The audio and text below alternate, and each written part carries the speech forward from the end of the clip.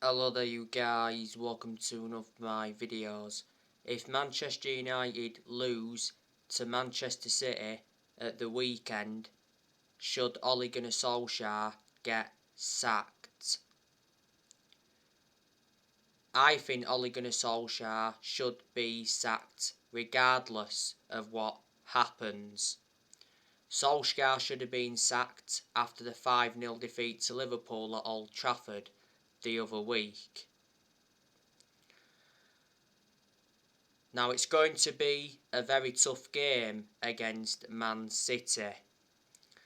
Manchester City have got a very good squad. Obviously, they've got Phil Foden. Phil Foden has been part of Man City for a long time. He isn't up their academy.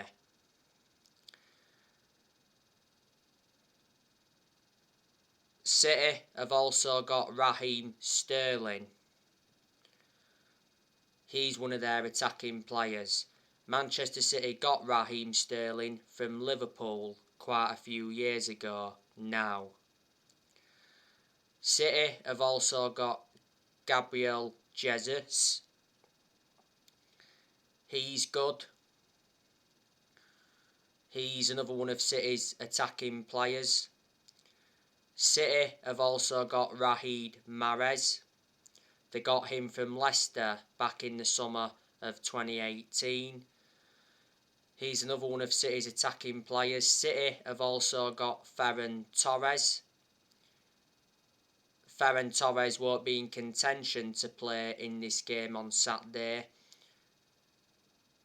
because Ferran Torres is out with injury until January 2022. Ferran Torres is another one of City's attacking players. City have also got quite a lot of midfielders in their team. Obviously they've got Bernardo Silva. He's a very good player. Manchester City have also got Kevin De Bruyne. I think he's regarded as one of the best midfielders in the Premier League. It's him and Fernandes who are the two best midfielders in the Premier League. City have also got Gundogan. He's good. He'll be in contention to play in this game. Manchester City have also got Rodri. To be honest with you though, I don't really rate Rodri. City, don't forget, have got Jack Grealish. They got him in the summer transfer window from Aston Villa. Manchester City paid £100 million for him, so reflecting on that, Jack Grealish is Manchester City's most expensive signing. He's a good player, Jack Grealish, but he does think is Ronaldo.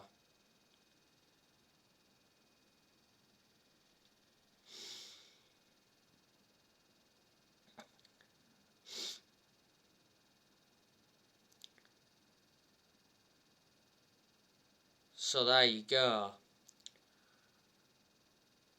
City have got quite a lot of defenders in their team as well. Obviously they've got Zinchenko.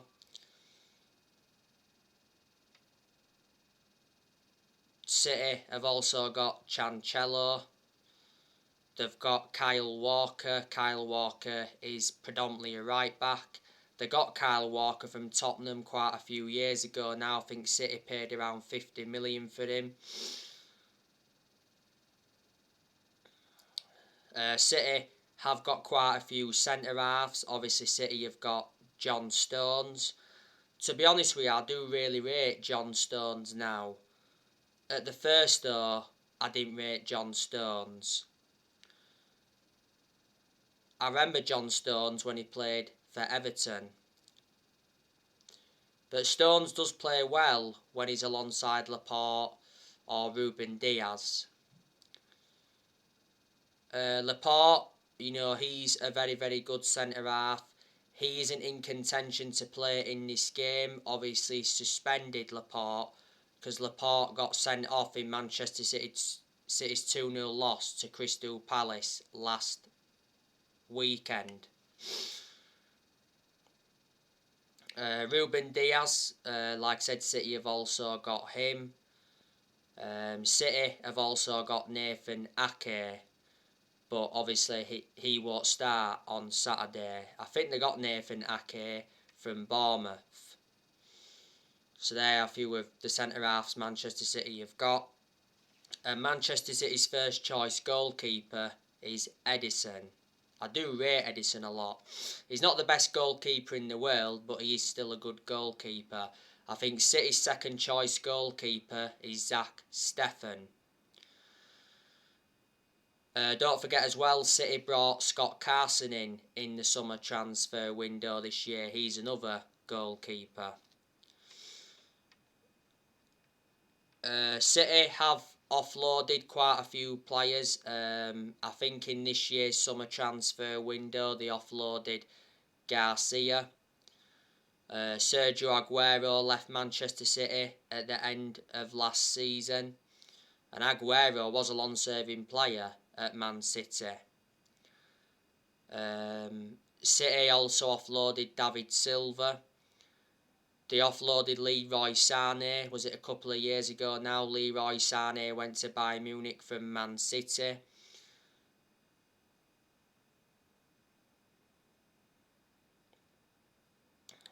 City also offloaded Otamendi. He was part of the deal of Manchester City getting Ruben Diaz. And a few years ago now, City offloaded Vincent Kompany, and he went to become player manager at Anderlecht when he left Manchester City.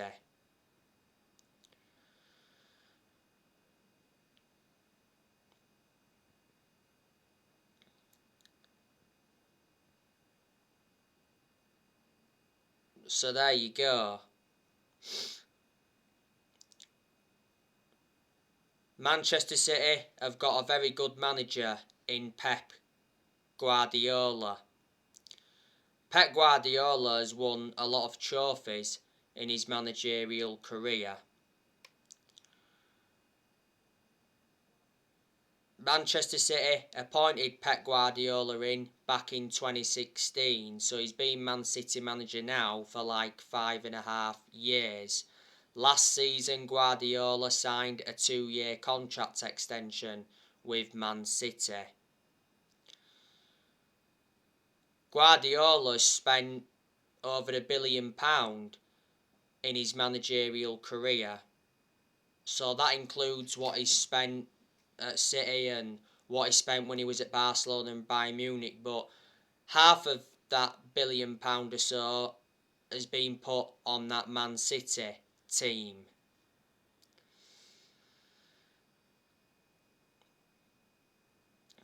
Pep Guardiola has won the Champions League before. He won it when he was at Barcelona. He came very close to winning it at Bayern Munich, but he didn't win it at Bayern Munich. A long time ago, Pep Guardiola worked alongside Marcelo Bielsa. And obviously Marcelo Bielsa taught Pep Guardiola, so obviously Pep Guardiola has been following Marcelo Bielsa's philosophy at Man City.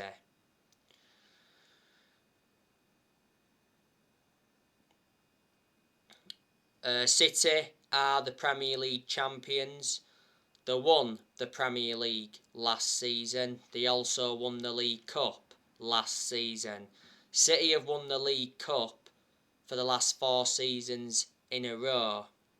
City also got to the Champions League final last season, but obviously lost it to Chelsea. City have won 3 Premier Leagues in the last 4 seasons.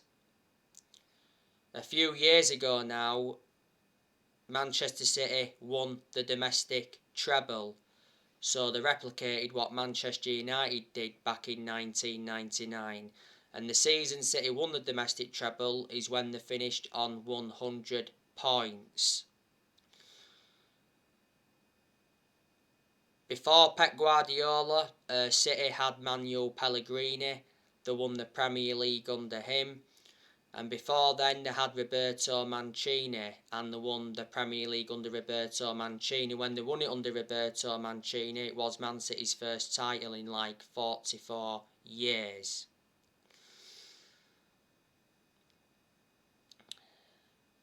So there you go, and City are sitting third in the Premier League at the moment. Manchester City are playing now against Club Brugge in the Champions League.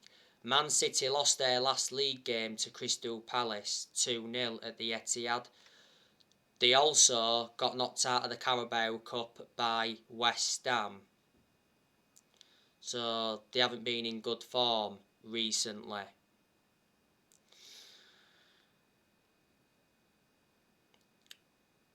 But anyway, Manchester United are coming into this game against Man City on the back of a 2-2 draw against Atalanta. Manchester United came from behind twice to draw with Atalanta. And like I've already mentioned, Cristiano Ronaldo saved Manchester United. Because Ronaldo netted 2 goals in stoppage time at the end of both halves.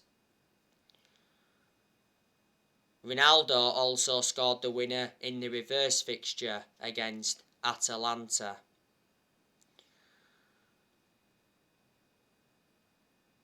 Ronaldo also scored the winner against Villarreal earlier on this season, and he scored against Tottenham in the league last Sunday.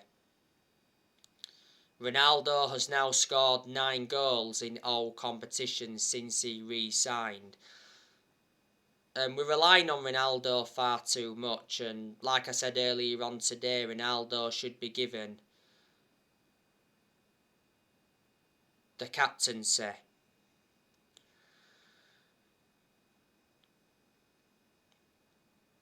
You know, Ronaldo is the best player in the world overall. Don't forget, back in September, Ronaldo got named Premier League Player of the Month.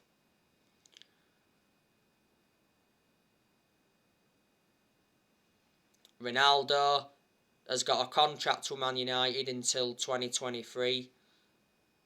There's an option of a further year. Ronaldo receives £480,000 a week, so he's the highest earner at Man United at the moment.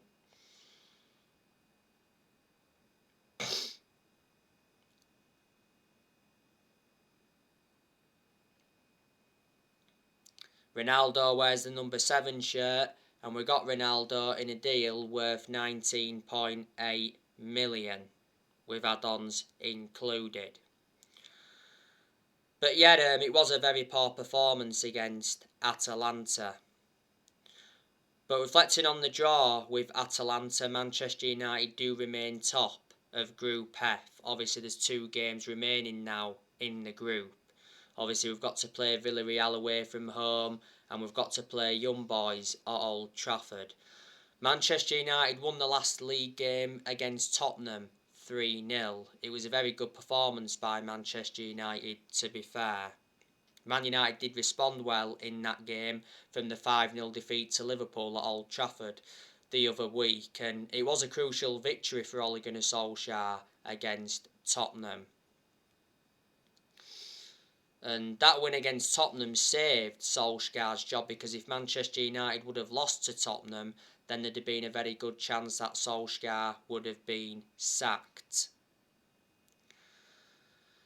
Manchester United are sitting 5th in the Premier League at the moment. But yeah, like I say, we've got to beat Manchester City on Saturday. As you all know, it is a 12:30 kick-off.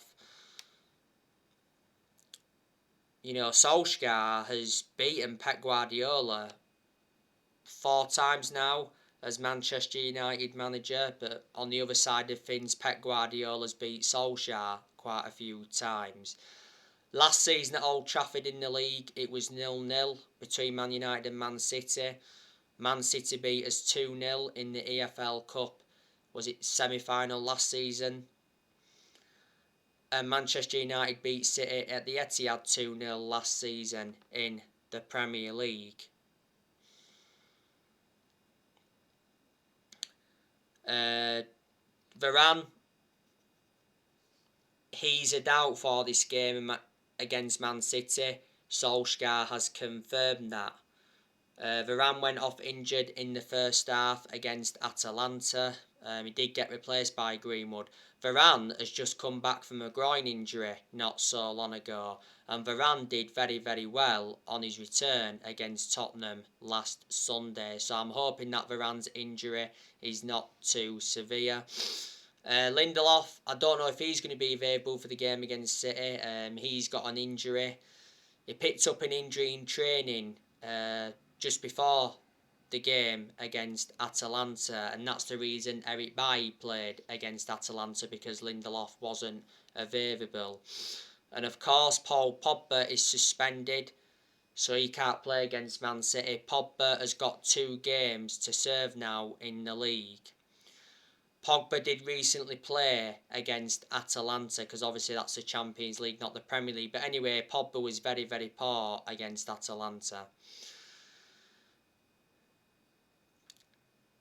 Pogba got sent off for a 2-footed challenge on Naby Keita in Manchester United's 5-0 defeat to Liverpool the other week.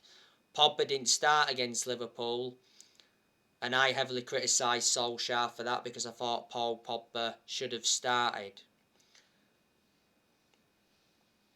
It looks like Paul Pogba is leaving Manchester United on a free next summer. Will Solskjaer stick with a 3-5-2 formation in this game against City, or will he revert back to the 4-2-3-1? Well, in the last 2 games, Solskjaer has gone with that 3-5-2 formation, but it's going to be hard for Solskjaer to stick with that formation, like I've mentioned before. So after Manchester City, it's the international break, and then after that, Manchester United play Watford. Now, in regards to Solskjaer, I want him out, obviously. The vast majority of Manchester United fans are Ole out.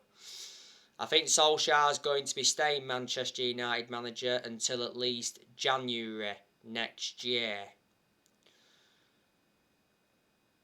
Because obviously Woodward is not leaving until next year, and obviously prior to the Atalanta game, he said Woodward refuses to sack Solskjaer.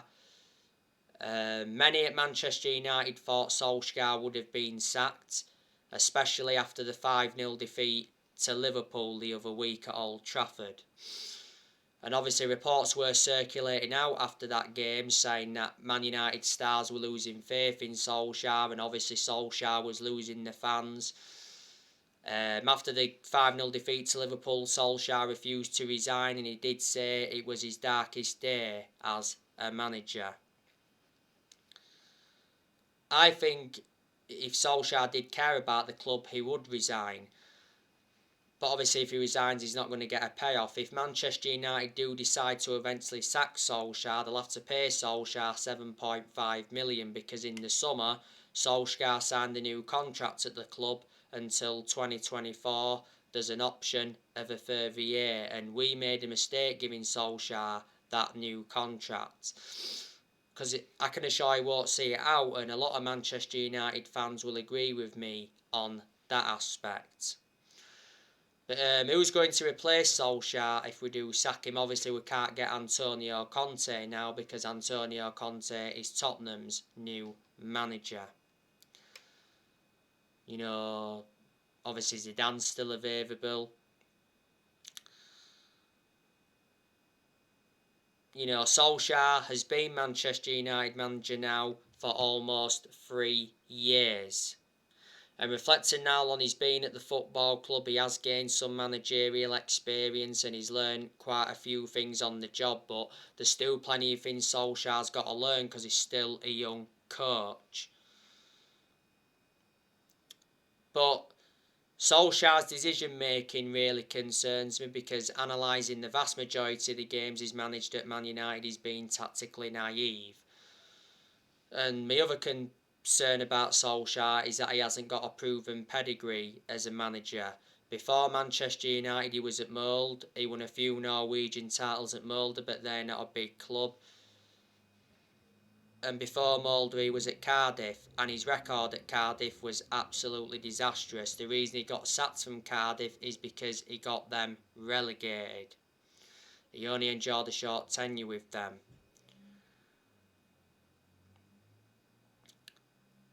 But I want Solskjaer to succeed as Manchester United manager, just like all Man United fans do, but he's not going to succeed as Manchester United manager because the expectations are far too high for Solskjaer to exceed as Man United manager, like I've mentioned so many times before. I think Solskjaer has lowered the standards at the club as manager, and Solskjaer is in a position that he shouldn't be in. I hate to say this regarding Ole, but I'm just being realistic. We all adore Solskjaer for what he's done for the club. At the end of the day, Solskjaer's a club legend. He endured 11 years as a player for Man United. He flourished under Sir Alex Ferguson's guidance, and the reason Solskjaer has lasted as long as he has done is because he's a legend of the club. Disregarding him being a legend of the club, I can assure he would have been gone a while ago. But this season is Solskjaer's third full season as Man United manager.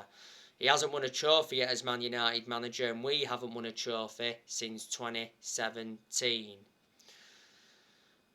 Ole got appointed in December 2018 to replace Mourinho. He's been permanent Manchester United manager since March 2019. The reason the club decided to give him the job on a permanent basis back in March 2019 was reflecting how well he did as the interim manager.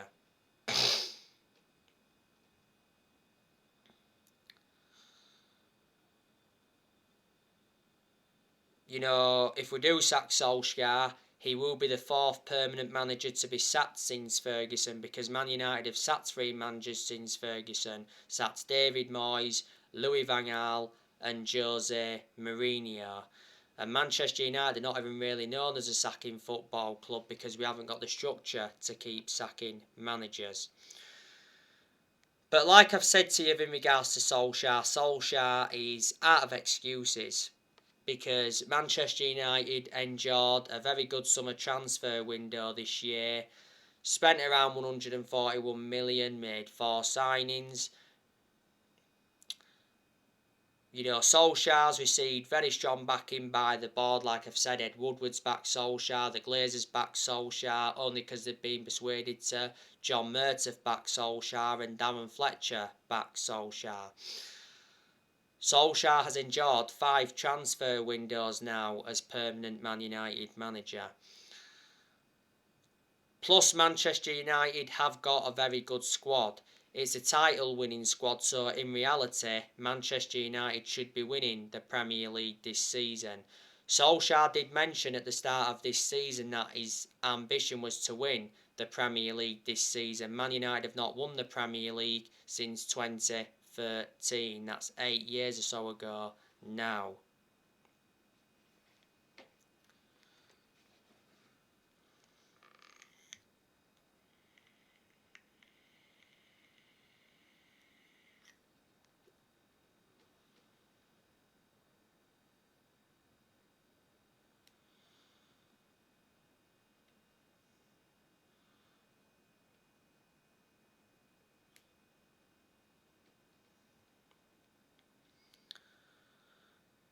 So yeah, there you go.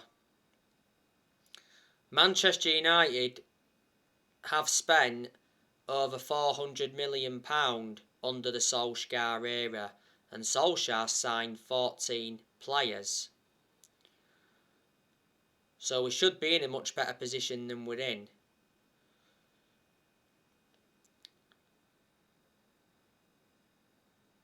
Manchester United are going to offload players next year. I think Martial's going next year. I think Cavani's going next year. I can't say I want Cavani to leave though, with the impact he's made since he's come in. Mata's leaving next year, I think. I think Lingard's going next year. Lingard is intending on running down his contract anyway. I think Donny van der Beek's going next year because Donny van der Beek is not getting enough game time at Man United.